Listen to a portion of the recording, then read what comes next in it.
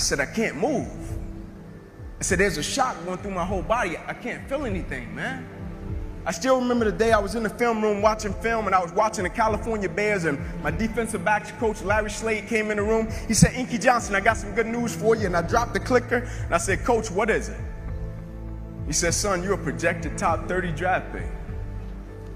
He said, all you have to do is play these next 10 football games. You're an automatic multimillionaire. I ran out of the room. I got on the phone. I called my mother and my grandmother. I said, listen. I said, after this season, our lives are about to change forever. And little did I know our lives were really about to change. The first game we come out, play against California Bears. I get an interception. We shut them down. We get the victory.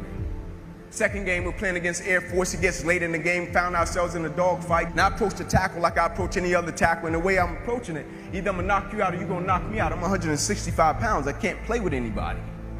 But at the point of contact, when I hit this guy, something different happened that had never happened to me before in my life. I hit him, and it seemed as if every breath in my body left.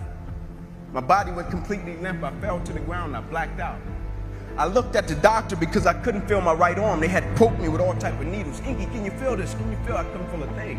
They took me back. They ran the CAT scans, and they rolled me back into my room, and I'll never forget it. All in about a 15-second time frame, I was lying there in my bed. My father, he went to take a step in, and he looked at me and he said, son, I can't do it. And he walked out. My mother, she came in. She was running. She kissed me on my forehead. She said a prayer. She said, Ink, everything is going to be okay. And she ran out. And as soon as my mother stepped outside of the room, the doctor rushed in from the opposite side. And he said, hey, get in here. We got to rush this guy back to emergency surgery. He's about to die. I said, what? I said, my mom just told me everything was going to be okay. He said, son, what happened? You have busted up subclavian artery in your chest. You're bleeding internally. Have to rush you back and take the main vein out of your left leg and plug it into your chest in order to save your life. And when I woke up from recovery, the same doctor was standing over me. He said, Inky, I have some good news and some bad news for you. I said, you got some bad news for me? After telling him I was about to die, I'm still alive. How bad can it get? I'm still here. He said, the good news is, son, we saved your life. I said, thank you, sir. He said, the bad news is you have nerve damage in your right shoulder. You probably can never play the game of football again in your life. I said, Doc, no disrespect, man, but I'm 8 games away.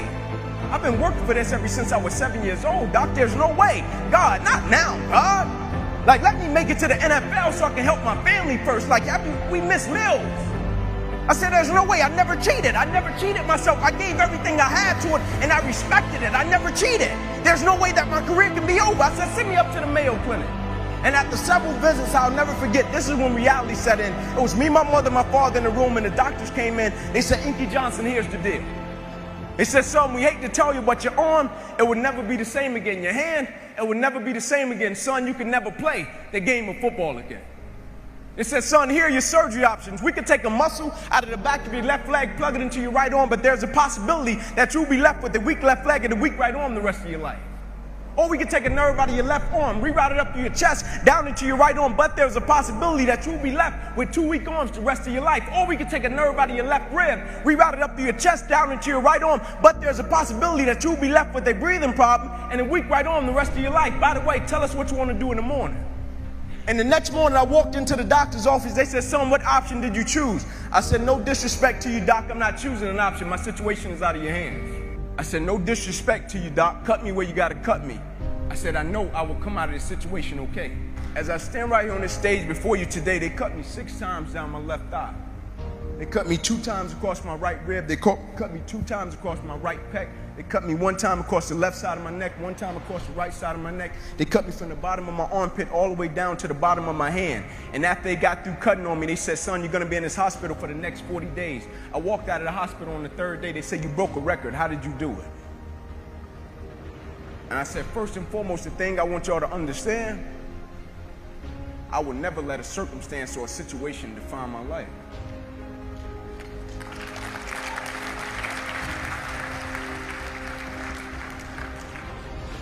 But most importantly, you know what I had invested? I had sweat equity. I had been working my whole life. And what I didn't understand, by being determined to chase something, by being committed to it, and what commitment is staying true to what you said you were going to do long after the mood that you have set it in has left. You see, people think commitment is saying, yes, I'll do it on the days when it feels good.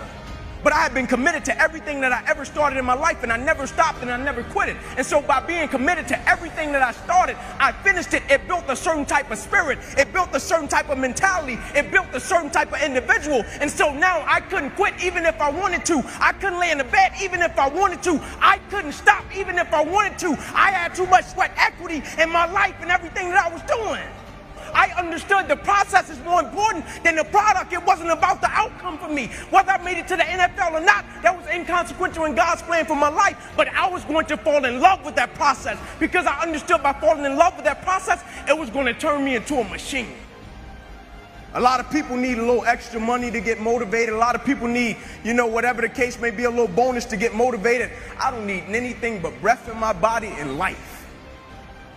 And every day I wake up, I understand I got 2 children depending on me. I understand I got a wife depending on me. I understand I got a world that needs me. The reason I go at life with the passion and the zeal that I go at it with is because I understand every day of my life is somebody in the world that is dependent on me. It may not be you, and if it's just about you, you're in trouble because I'm telling you, you're going to hit something in life that's a lot tougher than you, and it's going to test your will and it's going to test your heart. And if it's just about you and if it's just about the product, it will crush you. Every day I get up, I understand it's somebody in the free world that's looking at me to see if I'm going to keep going. And so I can't quit.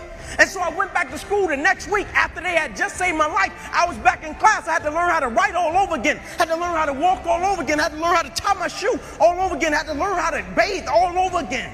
Had to learn how to live life all over again. Never one time did I say, let me go home. I need a break. You see, the thing we have to understand about everything that we're a part of, first and foremost, it's a blessing by God. And when it's a blessing, you can't help but to give everything you got to it. My life got saved. I got spared my life.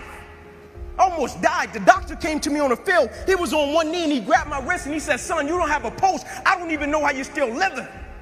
The thing about it, my wound, like you can see this. You can see my arm. My wound is visible. But it's a lot of people in this room that are wounded and you can't see it. And it's internal. And so the opportunities that we pass up to be a blessing to other people, we can save their life with just one encounter. In my last doctor visit, they came to me and they said, sorry, Inky Johnson, you will never be able to use this arm and hand again in your life. I said, no disrespect to you, doc, but I will use this arm and this hand every day for the rest of my life by the way that I live my life. Every day I'm going to impact someone's life. Every day I'm going to empower someone. Every day I'm going to inspire someone. Every day I'm going to encourage someone.